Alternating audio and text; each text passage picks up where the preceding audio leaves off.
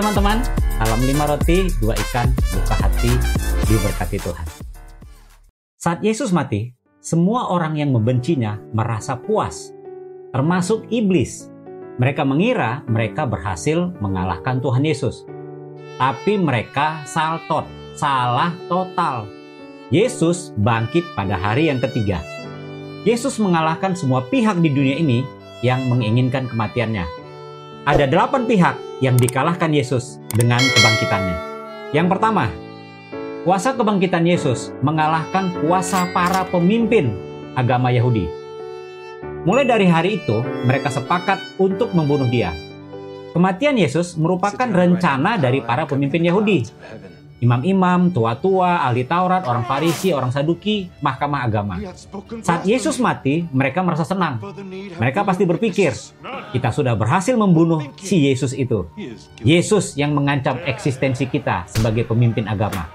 Mungkin mereka sudah membuat sebuah propaganda yang akan mereka keluarkan pada hari pertama di minggu itu, yaitu hari Minggu. Mereka akan memulihkan nama baik mereka dan mereka akan terus menjelek-jelekkan Yesus. Tetapi itu tidak pernah terjadi. Karena mereka kaget sekali saat pagi-pagi buta, para prajurit Romawi melaporkan kepada mereka bahwa Yesus sudah bangkit. Coba bayangkan betapa galaunya mereka. Wah, kalau begini, Yesus malah bisa semakin populer dan kita akan semakin ditinggalkan oleh para follower kita. Satu hal yang paling membingungkan saya adalah mereka tahu faktanya bahwa Yesus sudah benar-benar bangkit. Tapi mereka bukannya percaya kepada Yesus.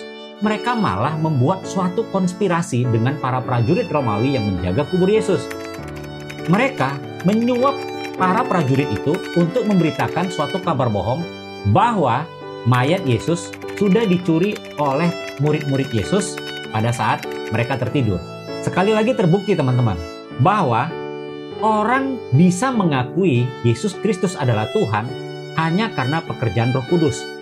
Mau sekuat apapun buktinya, mau sebaik apapun penjelasan, apapun yang dilakukan Tuhan Yesus di hadapan mata mereka, mereka tidak akan pernah percaya kepada Yesus kalau bukan karena pekerjaan Roh Kudus.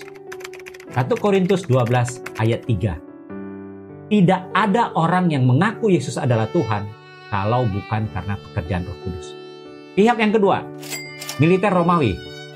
Kuasa kebangkitan Yesus mengalahkan militer Romawi yang menghina, menyiksa, menyambuki, dan menyalibkan dia. Prajurit-prajurit menganyam sebuah mahkota duri dan menaruhnya di atas kepalanya. Mereka memakaikan dia jubah ungu. Dan sambil maju ke depan mereka berkata, "Salam, hai Raja orang Yahudi." Lalu mereka menampar mukanya. Mereka mungkin sudah pernah mendengar tentang kehebatan Yesus dalam melakukan mujizat-mujizat. Karena Yesus pasti sudah berkali-kali viral pada saat itu. Yesus menyembuhkan orang sakit. Yesus memberi makan 5.000 orang dengan 5 roti, 2 ikan, buka hati. Sorry teman-teman, keceplosan. Yesus memberi makan 5.000 orang dengan 5 roti dan 2 ikan. Yesus meredakan angin topan, dan yang paling viral, Yesus membangkitkan Lazarus yang sudah dikubur 4 hari, teman-teman. Mereka pasti sudah pernah mendengar tentang Yesus. Tapi saat Yesus berdiri di depan mereka, mereka berpikir, "Oh, ini toh orangnya. Posturnya biasa-biasa aja kok. Malah saat mukanya ditonjok, dia tidak bisa melawan. Saat bibirnya dihajar dengan tinju, bibirnya pecah juga, berdarah juga. Berarti orang ini biasa-biasa saja." Setiap kali selesai menonjok Yesus, meludahi dan menghina Yesus, mereka merasa Yesus tidak ada apa-apanya. Mereka lebih hebat dari Yesus. Apalagi saat Yesus tidak berdaya saat mereka mencambukinya dengan cambuk Romawi. Dia sama lemahnya kok ternyata dengan orang-orang yang lain. Dan akhirnya mereka memberikan penghinaan terakhir pada Yesus, sebuah mahkota duri. Apakah mereka membenci Yesus? Menurut saya iya. Kenapa? Bukankah mereka tidak ada hubungannya dengan agama Yahudi? Mereka tahu bahwa Yesus mengaku-ngaku sebagai raja orang Yahudi. Mereka mendengar hal itu dari banyak orang. Itu yang membuat mereka kesal. Kenapa? Karena bagi mereka hanya ada satu raja, yaitu Kaisar Romawi yang berkuasa saat itu. Namanya Kaisar Tiberius. Bagi mereka, setiap orang yang mengaku raja tanpa seizin Kaisar Romawi yang saat itu berkuasa, itu adalah pemberontak. Karena Yesus mengaku dirinya Raja orang Yahudi, maka Yesus adalah pemimpin pemberontak. Dan setiap pemberontakan pasti membuat ada pertempuran yang taruhannya adalah nyawa para prajurit. Jadi, semakin cepat Yesus, si pemimpin pemberontak mati, makin bagus. Tapi, betapa kagetnya prajurit-prajurit itu saat Yesus bangkit pada hari yang ketiga. Mereka tahu bahwa Yesus bangkit. Disitulah mereka mengerti bahwa Yesus jauh lebih berkuasa dari mereka sendiri. Pihak yang ketiga, massa. Kita tahu bahwa Yesus disalibkan karena people power yang berteriak, "Salibkan dia, salibkan dia, salibkan dia." Dan oleh karena Pilatus ingin memuaskan hati orang banyak itu, ia membebaskan Barabas bagi mereka. Tetapi Yesus disesahnya, lalu diserahkannya untuk disalibkan. Orang banyak yang sudah dihasut oleh imam-imam Yahudi merasa suara mereka berhasil memaksa Pilatus menyalibkan Yesus. Tapi lucunya, orang banyak yang sama juga merasa bersalah dan sudah galau saat melihat kematian Yesus. Dan sesudah seluruh orang banyak yang datang berkerumun di situ untuk tontonan itu, melihat apa yang terjadi itu, pulanglah mereka sambil memukul-mukul diri. Aduh, kenapa saya ikut-ikutan demo itu ya? Mungkin mereka berpikir seperti itu, teman-teman. Pihak yang keempat, hukum. Kuasa kebangkitan Yesus mengalahkan hukum yang diselewengkan untuk memvonis mati dirinya. Imam-imam kepala, malah seluruh mahkamah agama, mencari kesaksian palsu terhadap Yesus, supaya ia dapat dihukum mati. Mahkamah agama seharusnya menjadi tempat di mana ajaran agama ditegakkan. Tapi saat itu, mahkamah agama justru menjadi mahkamah pendusta, menjadi mahkamah palsu. Pilatus juga memvonis Yesus bukan karena hukum Romawi berhasil membuktikan Yesus salah. Pilatus menyalibkan Yesus karena dia takut pada tekanan massa. Dia takut akan terjadi pemberontakan di daerahnya. Hukum diselewengkan dan akibatnya Yesus divonis mati dengan cara disalibkan. Tapi saat Yesus bangkit, teman-teman, Yesus membuktikan bahwa hukum tidak berdaya di hadapan Tuhan Yesus. Hukum berkata Yesus harus mati, tapi pada hari yang ketiga, Yesus bangkit dari kematian. Pihak yang kelima, dosa. Teman-teman, dosa yang membuat Yesus harus mati di kayu salib. Yang menancapkan Yesus di kayu salib itu bukan paku. Yang menahan dia di sana bukan paku, teman-teman. Paku yang panjangnya hanya beberapa inci itu tidak cukup untuk menahan Yesus tergantung di kayu salib.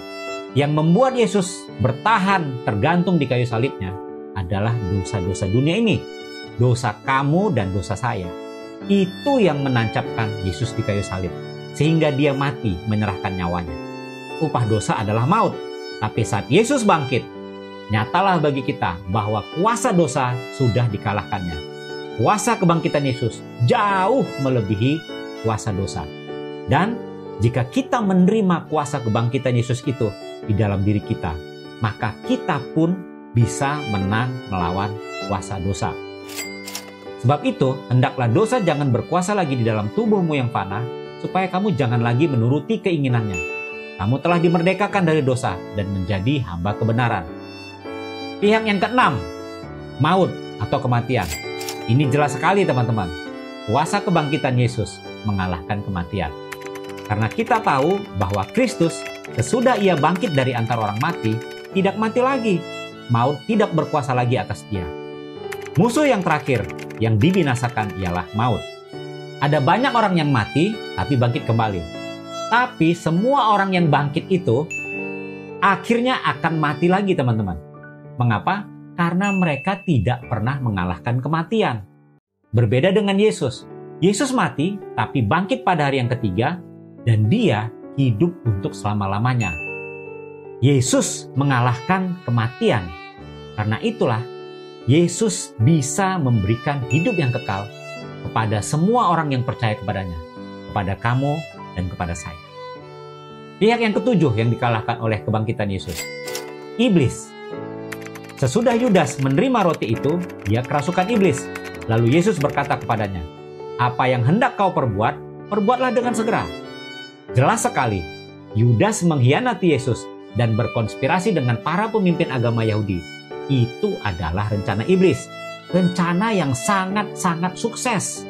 Mereka menangkap Yesus di Taman Getsemani dan mereka berhasil menghina Yesus, menyiksa Yesus, menghancurkan tubuh Yesus dengan cambukan Romawi, dan akhirnya menyalibkan Yesus di kayu salib. Itu rencana iblis yang sangat sukses, teman-teman. Tapi saat Yesus bangkit pada hari ketiga, Yesus menunjukkan bahwa iblis kalah total, teman-teman. Justru kematian Yesus di kayu salib membebaskan manusia yang percaya dari cengkraman iblis. Kematian Yesus di kayu salib menghancurkan iblis. Aku akan mengadakan permusuhan antara engkau dan perempuan ini, antara keturunanmu dan keturunannya. Keturunannya akan meremukkan kepalamu dan engkau akan meremukkan tumitnya. Ini adalah pemberitaan yang pertama kali tentang kemenangan Yesus di kayu salib dan dia menghancurkan iblis. Pihak yang kedelapan yang dikalahkan oleh Yesus adalah Pilatus. Maka kata Pilatus kepadanya, "Tidakkah engkau mau bicara dengan aku? Tidakkah engkau tahu bahwa aku berkuasa untuk membebaskan engkau dan berkuasa juga untuk menyalibkan engkau?" Pilatus mengira dia berkuasa atas Yesus. Apalagi saat Yesus mati, Pilatus pun berpikir, ternyata aku benar-benar berkuasa untuk membunuh Yesus, si anak dewa itu. Ternyata kuasa Yesus hanya segitu doang. Yesus bukan apa-apa. Tapi sebenarnya bukan Pilatus yang pertama kali berkata, "Aku berkuasa." Yesus sudah lebih dulu mengatakan hal itu. Tidak seorang pun mengambilnya daripadaku, melainkan aku memberikannya menurut kehendakku sendiri. Aku berkuasa memberikannya dan berkuasa mengambilnya kembali. Inilah tugas yang kuterima dari Bapakku. Yesus membuktikan hal itu dengan bangkit dari kematian. Yesus mengambil nyawanya sendiri. Yesus bangkit dengan kuasanya sendiri. Teman-teman, ada dua pihak yang menginginkan kematian Yesus. Yang pertama adalah koalisi, tanda petik, koalisi antara dosa, iblis, dan manusia berdosa. Di pihak lain, Allah Bapa menginginkan kematian Yesus. Kebangkitan Yesus menunjukkan bahwa kuasanya mengalahkan koalisi pihak pertama itu. Tapi kebangkitan Tuhan Yesus juga menunjukkan bahwa ketaatan dan karya Yesus di kayu salib sungguh-sungguh berkenan bagi Allah Bapa di surga. Puji Tuhan. Salam 5 roti, 2 ikan, buka hati, diberkati Tuhan. Sampai bertemu lagi teman-teman.